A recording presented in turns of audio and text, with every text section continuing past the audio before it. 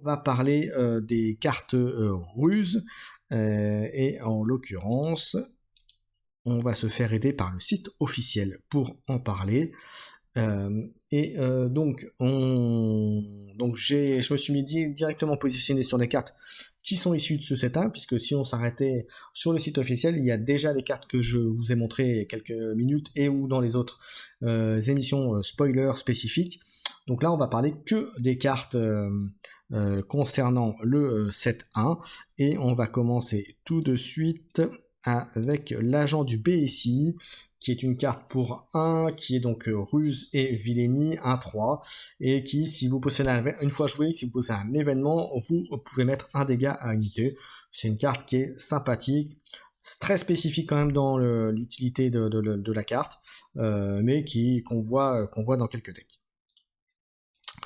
Dans les decks ruses Villainy, donc dans les decks surtout Trône par exemple, il y a Bib Fortuna, c'est une carte qui coûte 2, nommée, qu'on voit beaucoup. Alors pourquoi ? Parce que pour 2, donc dès le premier tour vous pouvez le jouer, il est 1-3, il est direct protégé, et puis surtout il permet de jouer un événement à -1, donc ce qui est quand même très très fort.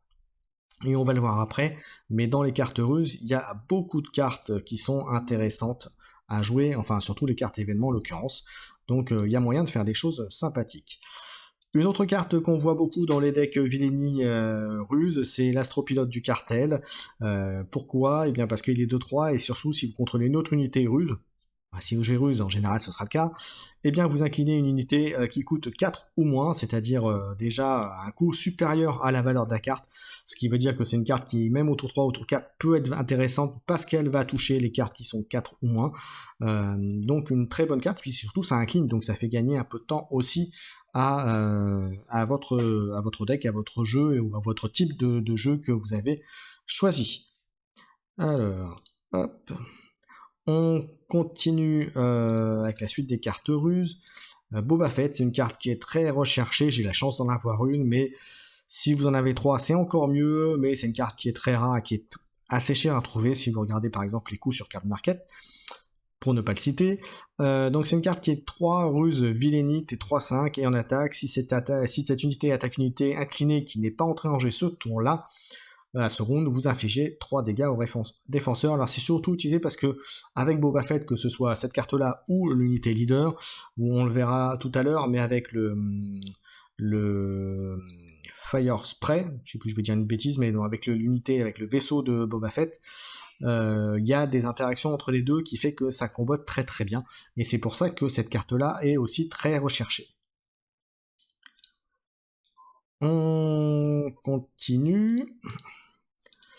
Un petit vaisseau, c'est le défenseur de la 7ème flotte, qui coûte 3, 3-2, protégé. Voilà, c'est un petit vaisseau qui paye pas de mine, qui est protégé. Pour moi, je vois ça plutôt comme un vaisseau boucherou, mais après, il y a peut-être des utilités derrière. Voilà, est-ce que ce sera pas une unité qui aura plus d'intérêt par la suite ? Pourquoi pas. Une carte qui, à mon sens, va prendre beaucoup de valeur avec le set 2, c'est Jabba the Hutt pour 4, qui est pègre, donc Underworld. Hutt, donc russe et Villainy, qui est 2-8, donc 8 faut y aller. Et chaque événement astuce que vous jouez coûte 1 de moins, et une fois joué, vous cherchez un événement astuce parmi les 8 cartes du dessus de votre deck, révélez-le et piochez-les, ce qui est très très fort avec les cartes. Alors si vous n'avez pas vu, mais dans les spoils des nouvelles mécaniques, vous avez les captures, vous avez les primes, et vous avez pas mal, dès commence à arriver des événements qui vont avoir des effets, donc un deck avec des Jabba the Hutt dedans pour faire des tricks là-dessus, ça peut être sympa. Vous combinez ça avec le Bib Fortuna qu'on a vu tout à l'heure, ça fait le café, comme on dit. Ensuite, on a Bossk, toujours dans les ruses Villainy pour 5, 4-5, embuscade, et si vous jouez un événement, vous infligez 2 dégâts unités. C'est très fort, c'est pas mal joué, donc là encore, une belle carte que vous avez dans beaucoup de decks. Pareil, une carte qui à mon sens va prendre de la valeur aussi, notamment parce que l'Underworld arrive, et parce que chasseur de primes, et parce qu'on a des effets de cartes sur les chasseurs de primes justement qui arrivent dans le set 2, et qui est 4-4, qui est en embuscade, et une fois joué, on peut renvoyer un événement d'une des fosses dans la main de son propriétaire, ce qui est très fort. Vous pouvez le jouer pour l'embuscade, c'est sûr, pour 6, mais ce qu'on va rechercher, c'est surtout aller chercher un événement de la défausse pour pouvoir le rejouer au tour d'après. Donc ça, c'est énorme et il y a beaucoup de combos. Là encore, si vous combotez avec Jabba the Hutt ou Bib Fortuna notamment, ou Bossk même, ça peut faire très fort. Ensuite, je vous parlais de Boba Fett, et bien voilà le vaisseau, le Fire Spray, dont je vous parlais tout à l'heure, qui arrive pour 6. 5-6 et une fois joué, redressez cette unité si vous contrôlez Boba Fett ou Jango Fett et en action pour 2 incliner une unité non unique. Donc ça c'est plutôt fort. Voilà, vous pouvez le faire, vous pouvez attaquer avec, vous pouvez incliner une unité. Voilà. Petit défaut, c'est que l'unité qui doit être pour l'incliner, il faut qu'il soit non unique. Mais il n'empêche que ça suffit largement à faire le café, comme on dit. Donc voilà, et c'est pour ça qu'il est recherché, parce que dans un deck assez agressif, Boba Fett, qui lui, déjà naturellement en leader, va permettre de mettre des ressources un peu plus vite, et en tout cas de les redresser et d'en bénéficier plus vite, et bien ça combine très bien avec ça. Ensuite, on attaque une autre carte, le Chimère, pour 8, Ruse Villini 8-7, qui est protégé, et en attaque, on nomme une carte, et un adversaire révèle sa main et défausse une carte qui porte son nom. Comme c'est Villini, c'est très intéressant de jouer cette carte-là avec le Druid Sonde. Voilà, mais après, il faut connaître, si vous connaissez un peu le jeu de votre adversaire, si vous êtes en BO3, et que vous avez vu une première partie, généralement, vous allez sortir le Chimera, vous allez essayer de sortir la deuxième partie. Comme vous avez pu regarder un petit peu son deck, ou en tout cas analyser un petit peu les types de cartes qu'il va jouer, comme en général, quand on regarde bien les decks, en général, vous ne dépassez pas les 10-12 cartes différentes en moyenne. Bien du coup, vous savez quoi contrer et quoi utiliser, donc c'est plutôt pas mal. Ça coûte néanmoins un peu cher. Ensuite, autre carte qui est sympathique, là on parlait d'événements justement. Donc mort, il ne sert à rien. Pour 2, vous inclinez une unité, et cette unité ne peut pas se redresser ce tour-là. Donc ça vous fait gagner un tour plus un tour de plus, puisque du coup il faut le redresser. Donc là c'est une très très bonne carte pour le Ruse Villini. Autre carte qui peut être sympa, qui personnellement je trouve un peu cher, mais qui reste quand même fort, c'est pour 7, je n'avais pas le choix, en astuce, vous choisissez jusqu'à 2 unités non leader, un adversaire choisit une des unités, il y en a une qui revient dans sa main, et l'autre que vous mettez sous son deck. Donc en fait vous éliminez 2 unités, une qui devra rejouer, et une qui verra pas avant un petit moment, voire à mon avis toute la partie. Donc voilà, c'est fort, mais à tour 7 en général vous avez d'autres choses à jouer, mais c'est le type de carte qui peut sauver des fois une partie. Voilà, on a fini les decks Ruse Villini, on va passer aux cartes Ruse Tactique. Et alors, je regarde juste s'il y a du monde qui nous a rejoint. Non, donc je continue, mais c'est pas grave. Hop là. Condition que je revienne dessus. Voilà. Alors, le premier, c'est Chopper. C'est une carte pour 1 qui est Ruse Tactique. 1-3, il gagne Raid 1 si vous contrôlez une autre unité spectre et en attaque, ce qui est plutôt bien. Vous pouvez défausser une carte du deck du joueur défenseur si c'est un événement incliné une ressource contrôlée par ce joueur, ce qui peut être pas mal. Voilà, situationnel mais pas mal. C'est un petit tour 1 très sympathique. Une carte qui est beaucoup jouée dans les decks héroïques russes, c'est Leia Organa, donc une nommée pour 2, qui est 2-2, mais surtout, qui est une fois jouée, vous pouvez soit redresser une ressource, donc une des vôtres principalement, soit vous inclinez une unité, et donc là c'est plutôt bien. Voilà, elle arrive, boum, c'est vous inclinez une unité adverse, ou vous redressez une unité si vous manquez une ressource par exemple, pour payer le coût d'une unité à sortir, mais voilà, c'est une carte qu'on voit beaucoup. Une carte qu'on voit pas beaucoup, mais qu'on voit plus en draft en l'occurrence, c'est Insurgé de Lothal pour 2, 3-2. Une fois joué, si vous avez joué une autre carte à cette phase, à chaque adversaire pioche une carte, puis défausse une carte prise au hasard dans sa main. Ça permet de cycler, ça permet de faire défausser. C'est voilà, une 2 pour 3-2, pas exceptionnel, mais ça a le mérite de faire tourner. Une carte que l'on voit beaucoup parce que c'est une carte vaisseau où il y a les petites combos, surtout dans les decks rapides. As de l'avant-garde pour 2 ruses héroïques 1-1, mais qui par contre, une fois joué, gagne un jeton expérience, donc un +1/+1, par carte que vous avez joué avant de jouer cette unité à ce tour. Donc ça peut vite gagner quelques points bonus, quelques jetons d'expérience. Ensuite, on a Ezra Bridger qui lui coûte 3, qui est ruse héroïque, qui est 3-4. Et quand il termine une attaque, vous pouvez regarder la carte du dessus de votre deck. Vous pouvez soit la jouer, donc il faut quand même la payer, la défausser ou la laisser sur votre deck. Ça vous permet de contrôler un petit peu votre sortie. Qui est plutôt pratique. Une carte qui est sympathique, alors il faut apprendre à la jouer, elle paraît pas si simple que ça, mais si vous la maîtrisez, elle va bien embêter votre adversaire, elle coûte 3, ruse héroïque, comme je disais, elle est 3 cartes, elle arrive en redressé. Par contre, lorsque la phase de regroupement, donc à la fin, entre guillemets, du round, vous pouvez payer un, soit vous payez un et auquel cas elle reste sur elle reste sur le terrain, soit vous ne payez pas et auquel cas vous la remettez dans votre main. Ce qui vous permet, entre guillemets, de pas, si elle s'est pris des dommages, en fait, elle n'a plus rien puisque vous l'avez mis dans la main, vous pouvez la rejouer au tour d'après ou pas, mais surtout, elle va revenir redresser. Donc votre adversaire il va devoir l'éliminer à un moment, sacrifier une carte pour la gérer. Donc c'est une carte qui est très très forte. Ensuite, on attend l'agent Rogue pour 3, ruse héroïque 2-4, saboteur raid 2. Bon voilà, c'est une unité, on la voit plus souvent moi je l'ai vu un petit peu en construit, un petit peu en draft, mais elle est un peu sous-estimée je pense, et elle prendra je pense un peu plus de poids avec le 7-2. Une carte que j'aime beaucoup pour 4, ruse héroïque, la canonnière libérator Ozituk, 3-4, embuscade, parce que pour 4 elle arrive, elle agresse tout de suite. Voilà, elle coûte un peu cher, donc elle ne va pas dans tous les decks, mais je la trouve sympathique. Une carte qu'on voit dans tous les decks ruse héroïque, Chewbacca, pour 5, 3-6, sentinelle. Et quand on l'attaque, si vous la tuez pas, ben elle s'endresse. Donc ça veut dire qu'elle peut redonner une patate derrière. Donc c'est plutôt une très bonne carte. Alors je vais un peu vite parce qu'il y a pas mal de cartes et puis j'ai déjà beaucoup parlé avec la première partie, donc j'enchaîne assez vite. Ensuite, Lando Clarician pour 6, c'est ruse héroïque, 6-5, saboteur. Et une fois joué, vous pouvez renvoyer jusqu'à 2 ressources amies dans la main de leur propriétaire. Ça peut être pas mal, et là c'est une carte qui à mon avis va prendre aussi de la valeur avec les effets contrebande du 7-2, dont on a parlé que je vous ai parlé dans d'autres vidéos, la nouvelle mécanique du 7-2, donc je pense que c'est une carte qui va prendre de la valeur là aussi. On enchaîne avec une carte qu'on aime beaucoup, qu'on n'aime pas se prendre dans la figure, c'est Han Solo pour 7, qui est ruse héroïque 6-6, embuscade, mais surtout lorsqu'il attaque, il inflige ses dégâts avant le défenseur. Donc c'est pas simultané comme ça devrait l'être, mais c'est directement 6, donc 6 dans la poire de l'unité en face, donc c'est très très fort.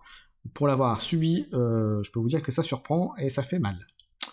Ensuite, une carte qui est aussi pas mal jouée, surtout en side, mais qu'on n'aime pas se prendre dans la figure, c'est Embrouille. Donc ruse héroïque, vous pouvez défausser une carte ruse de votre main au lieu de payer le coût de cet événement, ce qui est plutôt pas mal.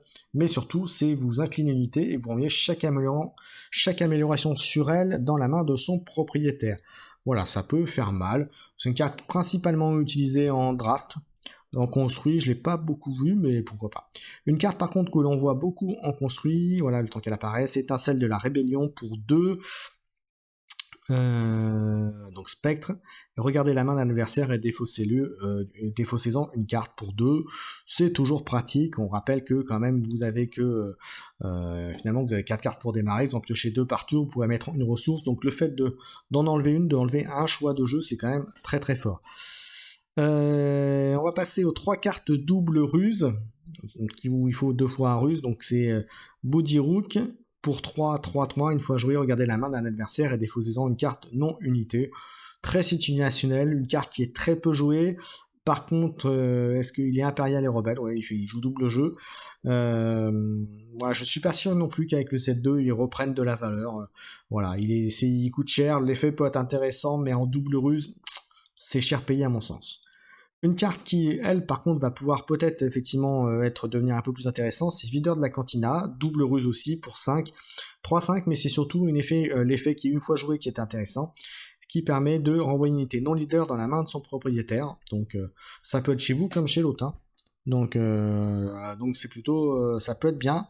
Voilà, le seul hic c'est que c'est double ruse. Donc voilà. Ceci étant dit, avec les cartes qui arrivent du C2, on va peut-être pouvoir avoir des decks double ruse intéressantes. À voir.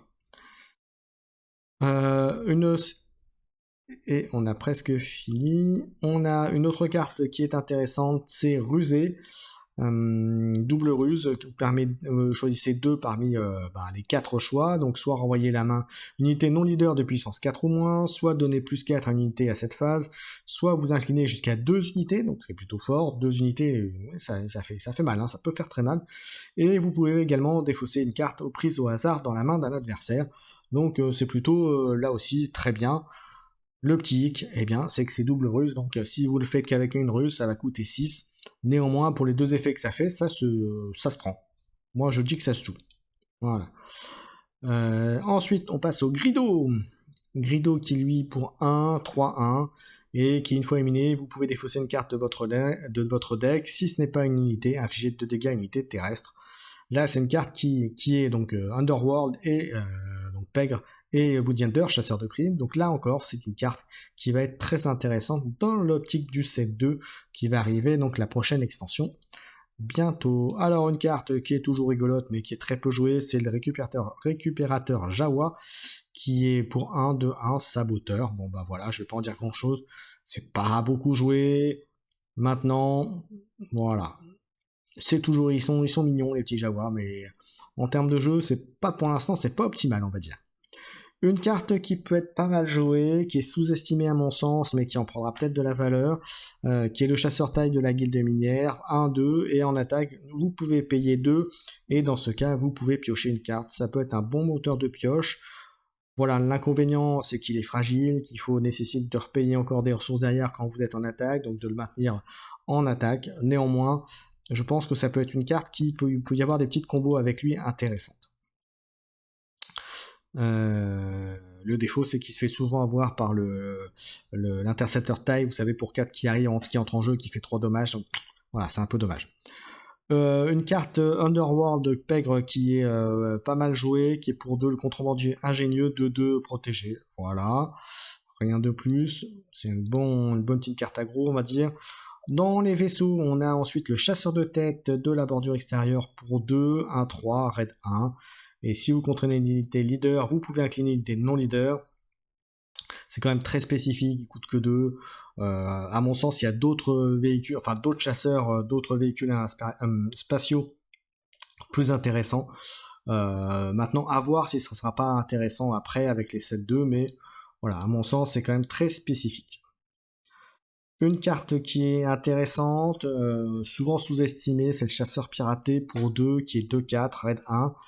Et une fois joué, renvoyer dans la main de son propriétaire une unité amie non leader. Ça peut être fort si vous avez des cartes avec beaucoup d'effets en rentrée en jeu. Ce qui va être le cas, il y en a déjà quelques-unes, vous allez me dire dans le set 1, mais ça va être encore plus intéressant avec le set 2. Une carte, on va dire basique, simple, le soupe de course pour 3, 4-3, rien de plus. Bon voilà. Ça fait partie des cartes que l'on met pour compléter un deck en draft. En construit, c'est pas utilisé parce qu'il n'y a pas d'effet particulier et on va préférer prendre quelque chose qui ait des effets d'entrée en jeu ou d'autres effets que juste mettre la carte sur le plateau. Une carte que j'ai vue jouer récemment dans un construit, c'est les gardes gamoréens pour 4, 4-4, et qui lui, si vous avez une autre unité ruse, il gagne une sentinelle. 4 pour 4, 4-4-4 sentinelle, on va dire c'est moyen, mais ça se joue. Une carte qui est très sympathique, si bien utilisée, c'est la canonnière en piqué, c'est une unité spatiale qui est 3-4. Par contre, la spécificité, c'est une des à date, il n'y en a pas d'autres. Cette unité fait que vous pouvez quand même, même si vous êtes dans l'espace, attaquer des unités terrestres. Et dans ce cas, au lieu d'avoir 3 de patates, elle n'aura que 1. Mais bon, comme vous savez, dans ce jeu-là, il y a la possibilité de mettre des améliorations. Vous lui mettez une amélioration et puis tout de suite elle fait le café, hein. Elle va gérer le plateau. Ensuite, on a une carte qui est beaucoup jouée pour les decks russes, c'est le laquais du syndicat, donc Underworld, donc Pègre, 5-4 avec embuscade. Voilà, pour 5, elle arrive, elle fait 5 dégâts, ou elle peut sur une unité, ça peut être pas mal. Une carte qui est à mon sens pas beaucoup utilisée mais qui va le devenir, c'est comportement de contrebande pour 1, vous l'attachez à un véhicule et cette unité gagne en attaque, redresser une ressource, en plus de gagner +1/+1, ce qui peut être sympathique Et il y a déjà quelques decks qui circulent avec cette carte-là, et à mon sens, il y a moyen de faire des tricks très très intéressants avec ça. Hop, que je reprenne la main. On continue, on est bientôt à la fin. Ouais, on est bientôt à la fin. Une carte, une amélioration que je vois beaucoup dans les decks ruses un peu agressifs, que ce soit avec agression, commandement ou vigilance, peu importe, en plus de ruse, mais en tout cas c'est une carte qu'on voit beaucoup. Alors pourquoi? Eh bien parce que pour un, elle donne plus en plus à l'unité, mais surtout elle lui permet aussi d'attaquer. Donc ce qui est plus dingue, et on va le voir avec un autre événement aussi qui a un peu cet effet-là, qui est très sympa. Voilà, donc une carte pas mal jouée. Ensuite, on a le désarmé qui est pour 1. Vous donnez moins 4 à l'unité ennemie pour cette phase. Alors, c'est pas beaucoup joué parce que vous mettez le moins 4 à l'unité, mais du coup, est-ce que le joueur va vouloir attaquer avec son unité à moins 4 ou plutôt de passer, de prendre l'initiative? C'est pour ça, ça donne quand même une porte de réaction par rapport à ce que vous jouez. Donc voilà, c'est pour ça qu'elle n'est pas beaucoup jouée à mon sens. Une carte qui est très très sympa aussi, c'est tirer en premier, un événement astuce qui vous fait attaquer avec une unité, lui donnant +1 à l'attaque, et puis surtout, un peu comme Han Solo tout à l'heure, et bien ça lui permet de faire les dommages avant que le défenseur ne le fasse. Donc ça peut être très très bon là encore. Et puis surtout, ça peut surprendre votre adversaire.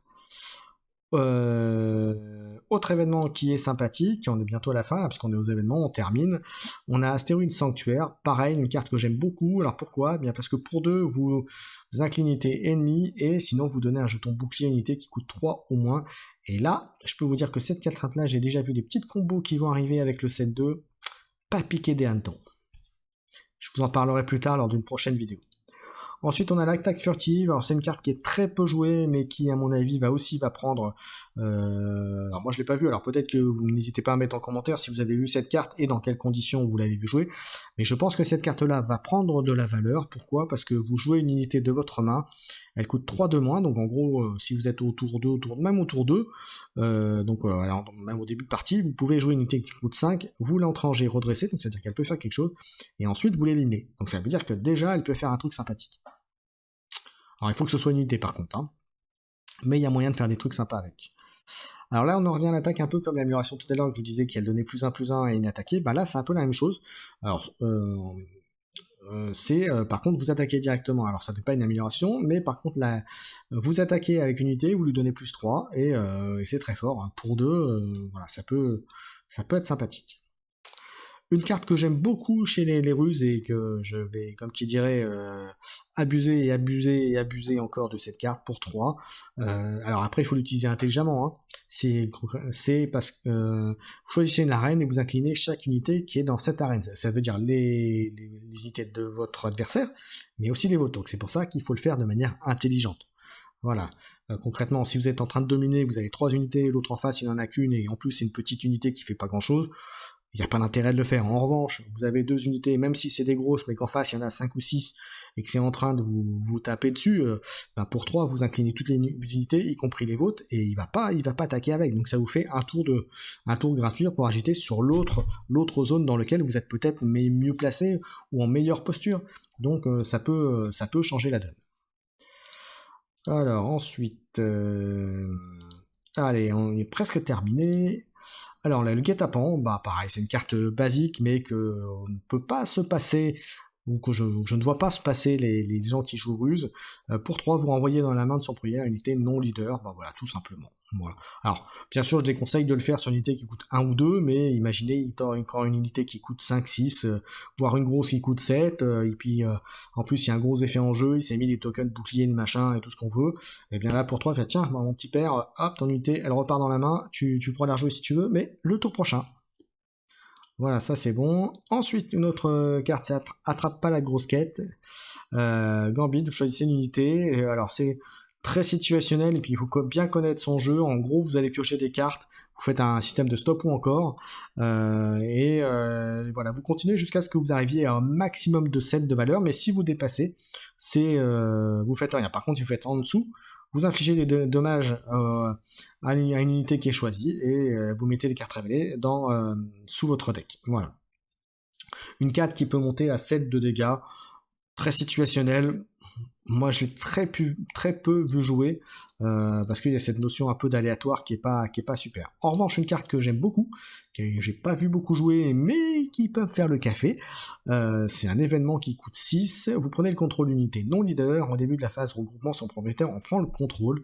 Voilà, donc en gros vous avez une phase où vous avez fait tiens pour si je vais prendre ton unité, là ta grosse que t'as boosté qui est 12-12, voilà, qui plutôt que d'aller me taper dans ma base, eh bien écoute je vais aller taper dans la tienne, et pourquoi pas, bah si ça se trouve c'est ce qu'il fallait pour gagner la partie, et bien voilà, vous avez gagné la partie. Donc voilà, on a fait le tour des cartes ruses, on arrive à la fin de cette vidéo et de ce live. Merci à tous.